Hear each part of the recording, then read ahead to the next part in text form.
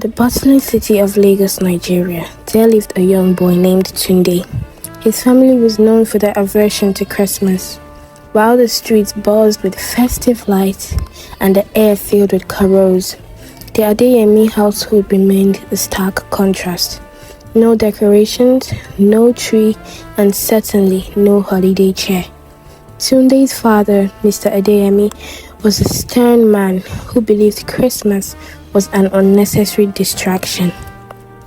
A Western import, he would grumble, meant to make people spend money on frivolities.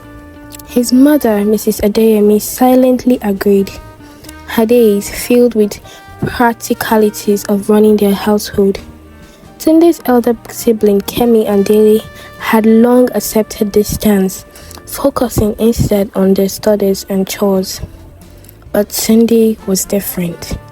His heart swelled with a yearning for the magic he saw in his friend's home. The glittering lights, the laughter, the warmth. He wanted to experience it all. He often stayed at his friend's house, Ayo, mesmerized by the Christmas tree, the nativity scene, and the joyful chaos that enveloped the family.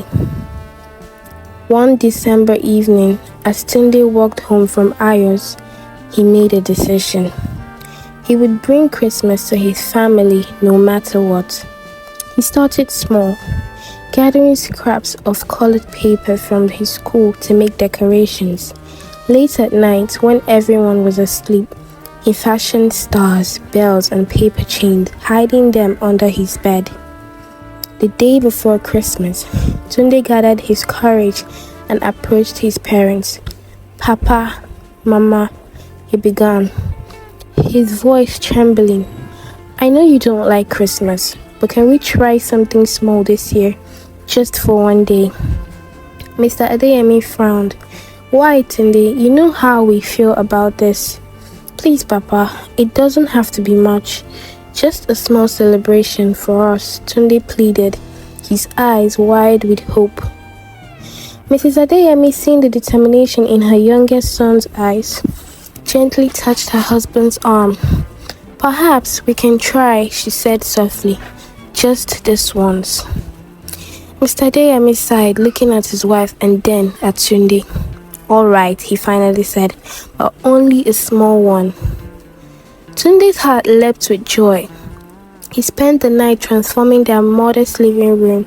By morning, paper stars and chains adorned the walls, and a makeshift tree stood proudly in the corner, crafted from branches and twigs he had collected. He had even saved some of his pocket money to buy a small gift for each family member. When his family awoke, they were greeted by a sight they had never imagined.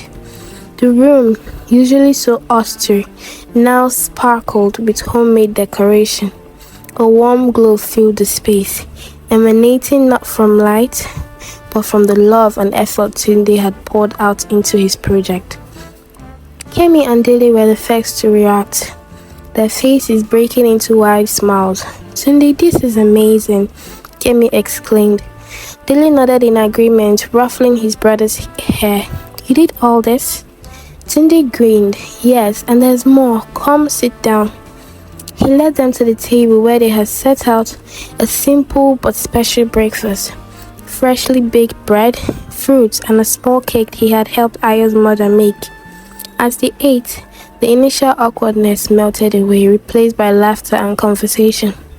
Even Mr. and Mrs. Adeyemi couldn't resist the infectious joy. Mr. Adeyemi, usually so serious, found himself smiling as he opened the small gift from Tunde, a hand-drawn picture of the family. Mrs. Adeyemi's eyes misted with tears as she received a necklace made of colorful beads Tunde had strung together.